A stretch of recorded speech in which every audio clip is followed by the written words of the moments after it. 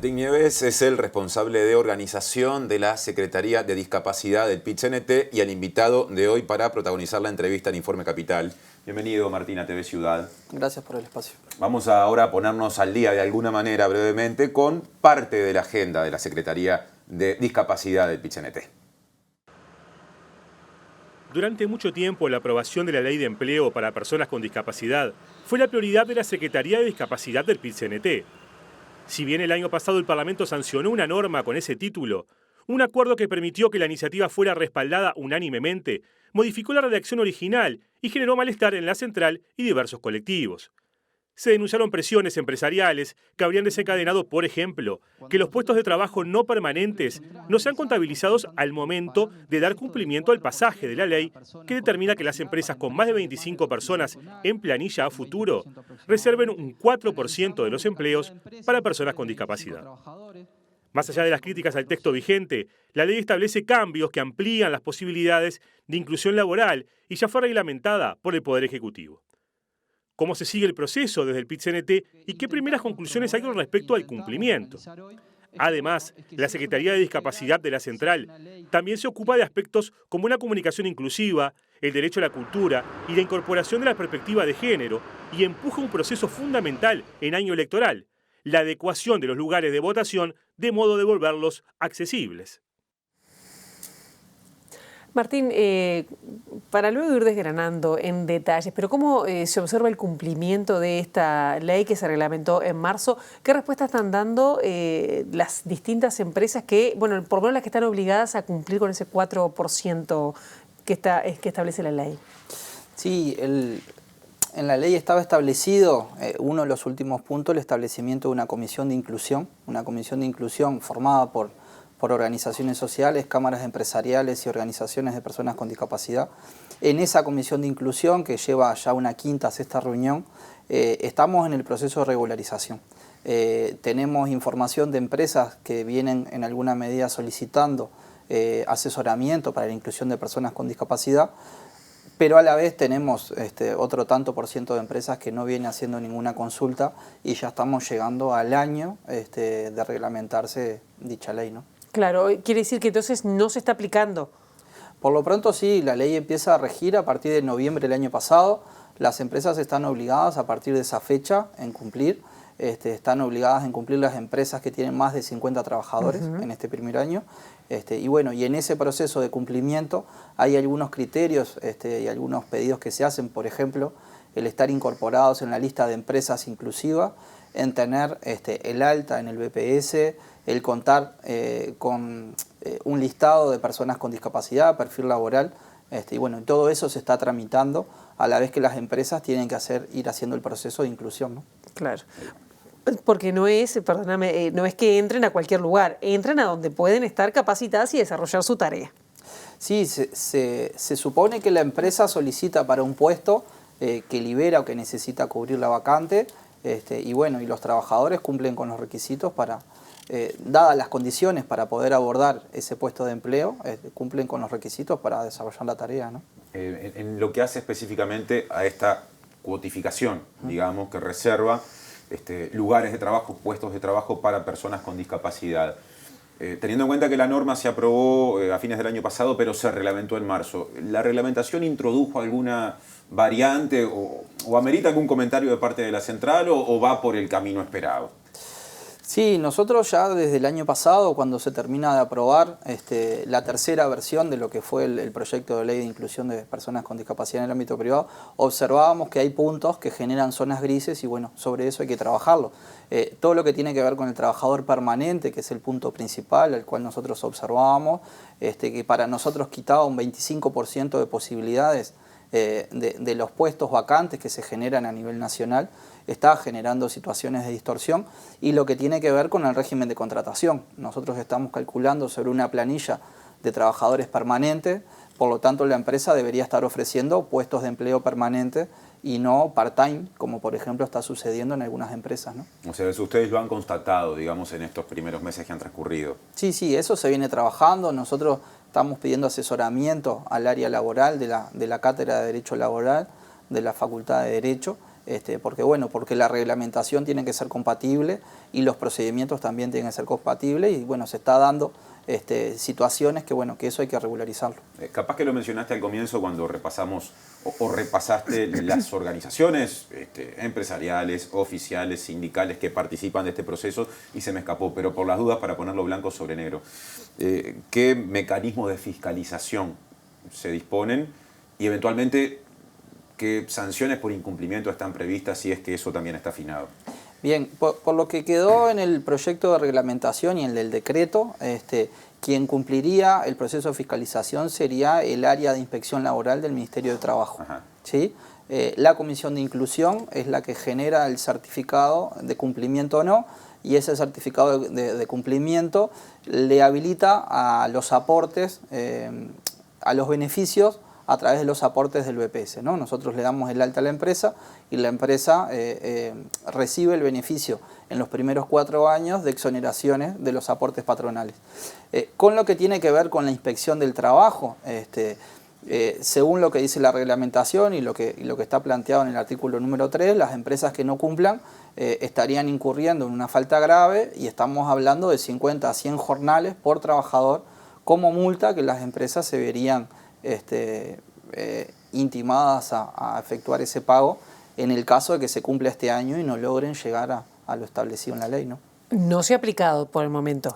No, lo que hemos llegado a un acuerdo en la Comisión de Inclusión, donde están todas las partes, es que vamos a ir haciendo el ejercicio de lograr que los trabajadores entren de mejor manera a los puestos de empleo, que se garanticen las condiciones laborales para que los trabajadores desempeñen la tarea y demuestren su capacidad. Y bueno, y las empresas tendrán que ir regularizando en la medida que estamos acordando empezar de esta manera, lo cual no implica que, como dice uno de los últimos artículos vinculados con el uso de los fondos generados por las multas, que luego van a ser de promoción para las empresas que sí están cumpliendo, ¿no? Claro. ¿Cuál es el universo de personas que estarían en condiciones de ingresar por esta ley? Sí, las empresas son unas 5.200 empresas, mayores de 25 trabajadores, que tienen una rotación anual del 20% de su planilla, y el universo andaría entre los 14 y los 16.000 trabajadores que esta ley podría cubrir. Podría cubrir al final del periodo de los 3 años. Claro, porque es paulatina, ¿no? la incorporación de la cuota. Esa es la capacidad de generación de oportunidades de empleo que implica la ley, ¿no? Claro. ¿Y en el ámbito público también se está cumpliendo de la misma manera? ¿Se está cumpliendo bien? Bueno, en el ámbito público nosotros tenemos una historia que va desde el año 71, sí. ¿no? 1971, un 2%, en el año 89, un 4%, en el año 2010 se ratificó un 4%. Si bien esos son las obligaciones por parte del Estado, algunos entes públicos han logrado superar el 4% y otros entes estatales e intendencias no están llegando a superar en promedio el 1,5%. Mencionábamos en la presentación que el texto finalmente aprobado en su momento generó cuestionamientos desde la central sindical y colectivos que conjuntamente con el PIT-CNT habían trabajado para impulsar una redacción distinta a la que finalmente por acuerdo interpartidario se terminó consagrando, aprobando, quiero decir. Y me surge ahí también como repaso de ese proceso críticas que ustedes en aquel momento hicieron a lo que entendían era dilación de los plazos, por ejemplo, para hacer reformas edilicias en los centros de trabajo para que sean accesibles. Bueno, ahí hay otra parte de la cuestión que no tiene que ver con las cuotas, pero sí con la accesibilidad, ni más ni menos, con las condiciones. ¿Qué decir de todo eso? Y bueno, en la medida que el trabajador debería ser contratado en régimen permanente, que tiene 3 meses a prueba ese contrato, no podríamos plantear que la reforma edilicia o de las condiciones laborales pueden llegar a tener 1 año, porque estaríamos entonces en la condición de que entre por ejemplo, que entre un trabajador sordo durante 3 meses, que se evalúe que su tarea no está desempeñada de la mejor manera y el intérprete recién se lo pueda conseguir al año, ¿no? Claro. Esas son las relaciones laborales y las condiciones que pensamos que habría que ajustarse y que habría que tener algunos criterios en común, porque bueno, se están dando estos episodios de que las empresas no estén contratando determinados trabajadores con determinada discapacidad, generando todo lo que tiene que ver con la discriminación, porque plantean que no pueden hacer determinadas reformas edilicias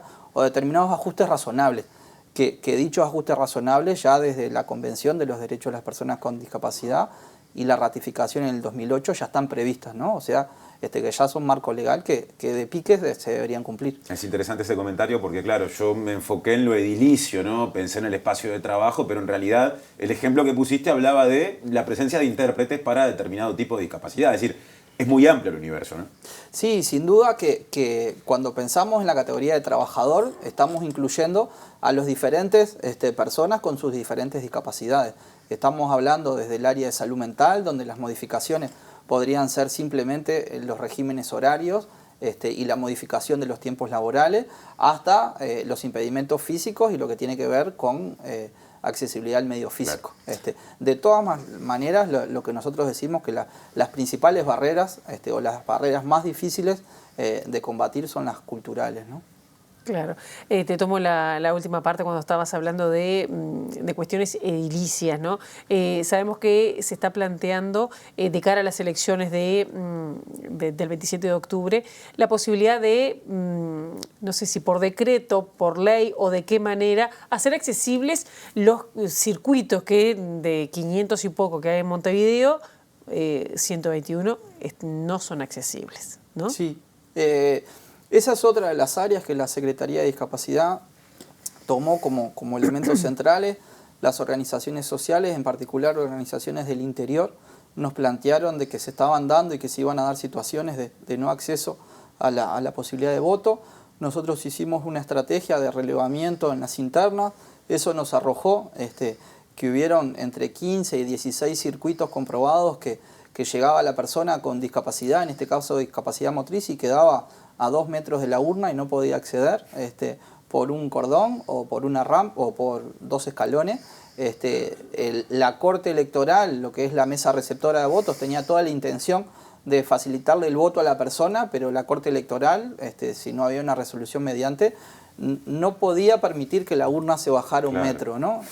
Esas fueron algunas situaciones. En Fray Bentos, por ejemplo, ante esa dificultad, un padre tuvo que alzar a su hija de 22 años en brazo porque la hija quería votar y por lo tanto tuvo que llevarla en brazo. Y bueno, y así se dieron como varios episodios que nos hicieron tomar carta en el asunto. A partir de ahí, con la Asociación de Funcionarios de la Corte Electoral se hizo el relevamiento y con las organizaciones sociales se empezó a promover lo que se está haciendo ahora en el Palacio Legislativo. Es un proyecto de ley que habilite al voto observado en el caso de que el circuito no tenga accesibilidad y por lo tanto la persona pueda sufragar observada en un circuito próximo, de al lado, misma serie, en calidad de observado. Pero bueno, esos 14.000 uruguayos que tienen la posibilidad de votar, que tienen discapacidad física, si no se les garantiza la accesibilidad como está consagrado en la ley, lo puedan hacer observado. Son comentarios los que haces, ahora hablando específicamente del universo de personas con discapacidad, muy comunes cuando de repente gente en la familia lleva a votar o acompaña a personas muy mayores y muchas veces se encuentra con obstáculos similares, es decir, hay mucha gente afectada por esa problemática. Sí, nos ha llegado a pasar que incluso la votante, en este caso era una señora mayor, que no podía cortar la tirilla, o sea, se dio la situación de que estaba intentando cortar la tirilla y no se le habilitaba a que se la asistiera. Esas situaciones se dan con un proyecto sencillo como se está trabajando en el Palacio Legislativo, que pensamos que va a salir de acuerdo de todos los partidos, porque así lo manifestaron.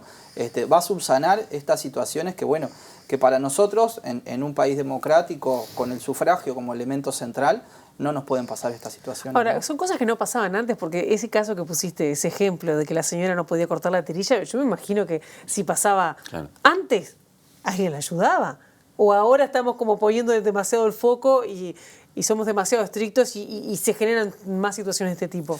En la medida que uno logra poner a nivel de los medios y de la sociedad lo que es el derecho de los excluidos, en la medida que uno empieza a sistematizar las situaciones, empieza a darse cuenta de que hay dimensiones que no estaban visibilizadas, ¿no? Nos pasó que otros compañeros y compañeras nos dijeron, sí, en determinado momento nos dimos vuelta y nos fuimos y no votamos, o la mesa nos bajó la urna sin que nadie nos dijera nada y ahí pudimos votar. Bueno, esas situaciones son históricas. El tema es que ahora, en la medida que las organizaciones sociales vienen reivindicando por sus derechos, que los colectivos de personas con discapacidad tienen claro de que el respaldo está dado, bueno, se pelea y se reivindica ese derecho, bueno, que antes no se dejaba pasar. Antiguamente, hasta no hace mucho, si no me equivoco, el año pasado, el PIT-CNT tenía una comisión de discapacidad. Ahora es una secretaría. ¿Qué implica el cambio? Sí, eso tiene que ver con que nosotros hace 10 años que estamos trabajando la temática dentro de la central, que en el último congreso se entendió que tenía que subir el rango a nivel de secretaría, con responsabilidad política, con una responsable política de la secretaría. ¿Con voto? Con voto, y bueno, y en alguna medida, al tener una responsable y una referente, la temática se transversaliza a todas las comisiones de trabajo, y bueno, y la temática se hace transversal, no solamente dependiente de un área o solamente de una mirada, sino que tiene una incidencia en todos los elementos.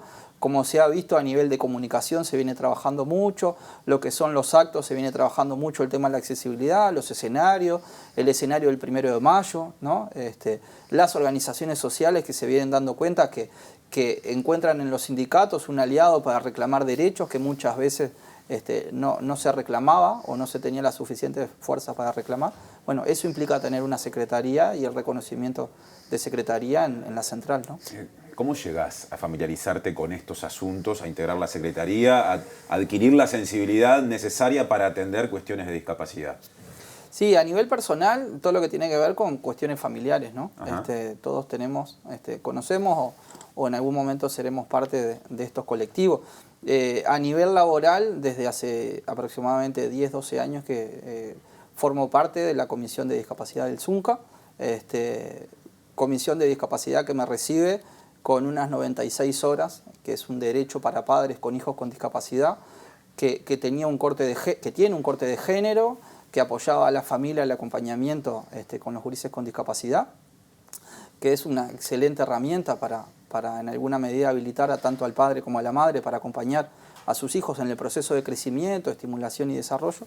Y bueno, y a nivel profesional, también desempeñándome en educación especial. Ajá. Bien, es solo una cortita porque ya nos tenemos que ir. Estamos en un ciclo electoral. ¿Algún planteo le van a hacer a los candidatos que se presentan el 27? Sí, por lo pronto la temática de la inclusión está a nivel internacional y a nivel nacional desde hace mucho tiempo arriba de la mesa.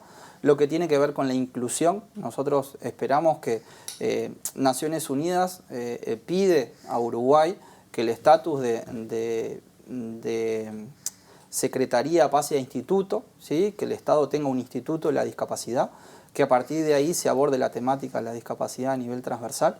Ese es un elemento. También estamos trabajando en todo lo que tiene que ver con la formación profesional, que la formación profesional y la cultura del trabajo incorpore la temática de la discapacidad y la formación de los trabajadores y trabajadoras con discapacidad. Y lo que tiene que ver con el derecho y el derecho económico, estamos promoviendo desde la seguridad social que haya una mayor articulación entre trabajo y seguridad social, y esos tres ejes, junto con educación, que nunca debe quedar atrás, son los 4 componentes que a nivel de acuerdos programáticos con los candidatos presidenciales lo que estamos proponiendo desde la central. Muchísimas gracias, Martín, por estos minutos en Informe Capital. Gracias a ustedes, un saludito cortito a un quinto H humanístico del Liceo Miranda, que me pidieron especialmente que lo saludara. Muy bien, y les agradecemos la audiencia ya que estamos, ¿no? Así que va el saludo. Gracias, Martín. Hasta la próxima. Gracias a ustedes.